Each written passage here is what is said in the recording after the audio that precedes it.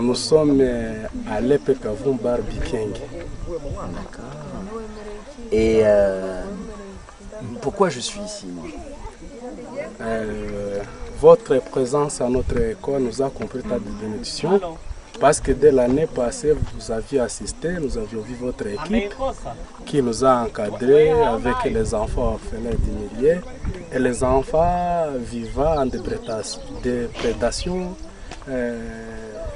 qui habitent tout près du parc national de Virunga, dont leurs chats chaque jour sont dévastés par les animaux sauvages, entre autres le gorille de la famille Rugendo, les éléphants et le bif. Nous sommes le voisin du parc national de Virunga, axe Penvi Bikeng.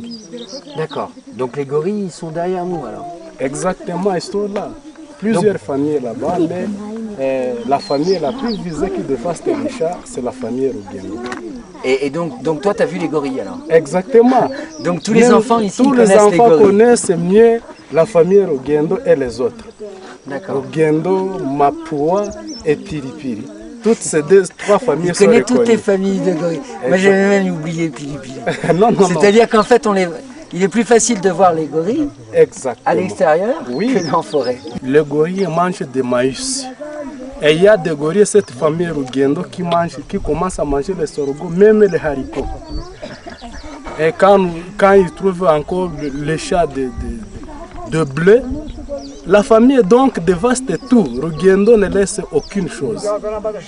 Il y a les gorilles qui détruisent, il y a aussi d'autres animaux qui détruisent?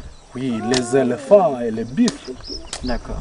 Mais ceux qui font vraiment du dégât, c'est quoi? C'est les gorilles et les éléphants? C'est les gorilles et les éléphants. Parce qu'on parvient, les bifs, on parvient à les poursuivre et ça s'éloigne. Mais les gorilles, ils n'ont pas la compétence de les chasser parce qu'ils sont poursuivis par les gardes. Quand les gardes deviennent capables de les chasser, ok, on les laisse, c'est parce que ce sont des animaux convoqués, ce sont des animaux bien aimés par le tourisme.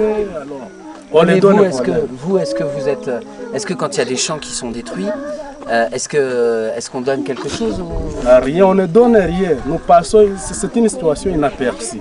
Il n'y a personne qui donne de l'argent quand les gorilles de montagne détruisent, les derniers gorilles de montagne détruisent les champs. Personne qui donne. Et donc comment ils font les parents? Les parents, certains nous disent, ah voilà, les gorilles ont détruit notre champ, nous n'avons pas les moyens de vous payer. Non, on supporte ça. Et alors c'est aujourd'hui que nous sommes aisés parce que nous commençons à voir l'importance du parc. Alors, vu que leurs enfants seront scolarisés à cette école, je viens d'enregistrer 160 orphelins qui sont assistés par l'assistance de l'objectif Brousse. Mais les autres restent parce qu'ils sont nombreux, on ne peut pas tous les prendre. Vous avez combien d'enfants en tout dans cette école? À cette école, j'héberge plus de 400 écoles. La population d'ici vraiment sont troublés, ils n'ont pas de moyens. Donc les Pekavum, je dis avec assurance qu'aujourd'hui ça travaille parce que ça a trouvé un coup de main de l'objectif Brousse. Ni c'était ça, nous ne pouvions pas avoir moyen de continuer parce que quand on demande même $1 par mois à un parent d'ici dépourvu, il n'est pas capable de donner ça. Déjà s'il y a les gorilles qui ont détruit ces champs. L'USN nous est arrivé un beau jour, nous a dit qu'il va nous construire une belle école pour que la population soit consolée de la situation de dévastation de l'air chats par les gorilles et autres. Mais nous avions attendu 2 ans s'achèvent sans pourtant voir leur présence à œuvre. D'accord. Par notre bras, il vous aide. Ah oui, voilà. Exactement. Par votre bras, nous reconnaissons que l'USN commence à s'approcher de nous. Voilà. Oui. Et l'autre ONG qui a intervenu dans ce milieu, c'est Risky, qui nous a construit 3 classes en bâche. L'école a été la Suisse des militaires, mais armés. Longtemps, vous voyez que nous vivons dans ça, je crois que vous voyez ça, c'était la cuisine d'un armement qui s'était installé ici. Longtemps, c'était une brigade des insurgés.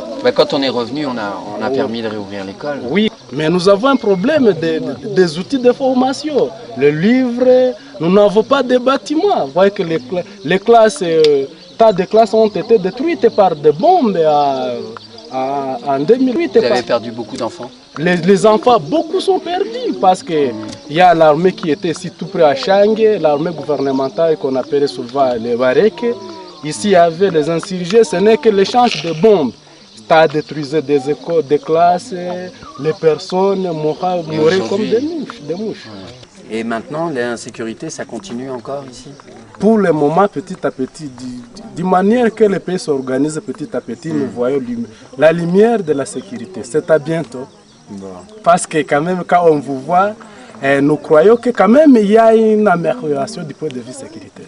Nous, on fait ça, voilà, on fait ça pour appuyer aussi l'ICCN, l'Institut Congolais de la Conservation de la Nature, parce que c'est important et qu'ils ne peuvent pas tout faire, etc.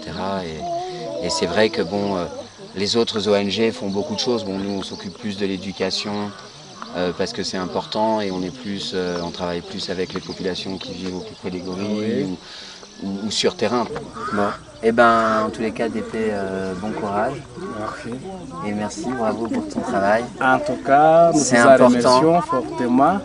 Et nous espérons que vous allez faire de mieux que la dernière année qui vient de se passer. L'année passée, vous assistez 56, aujourd'hui je vois c'est au-delà de 160. Coup de chapeau d'abord. C'est toi. Ah, merci. Parce qu'il faut protéger les protecteurs. Ah, merci. Et je sais que c'est important parce que parfois c'est difficile pour ces élèves de comprendre qu'ils n'ont pas à manger parce que les gorilles de montagne ont détruit leur champ.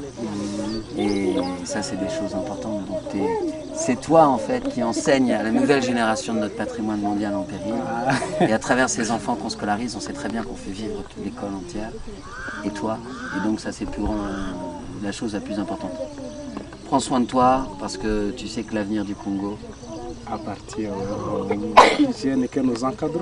Voilà. Tu as de la chance, tu as un beau métier. Ah, merci.